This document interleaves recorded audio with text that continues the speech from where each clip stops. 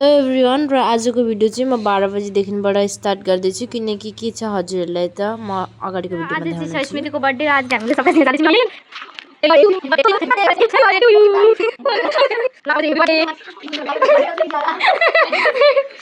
र अब चाहिँ केक कट गर्न आँटेको हामी। ओइ सबै thank you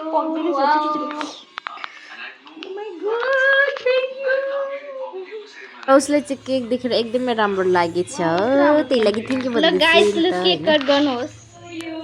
Happy birthday to you. Happy birthday dear Smriti.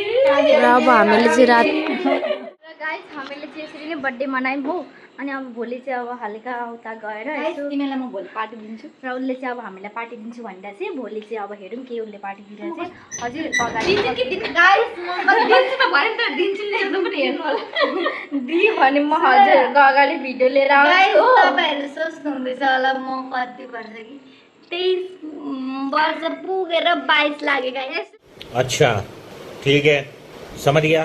Oh my God टनर लगाए के छ नि दिएको कुरालाई तपाई छोड्नु हो पार्टीको दिन त अब यसले भोलि पार्टी दियो भने हजुरहरुको सामने म भिडियो लिएर आउँछु नभए म भिडियो लिएर आउँदिन। Bye bye.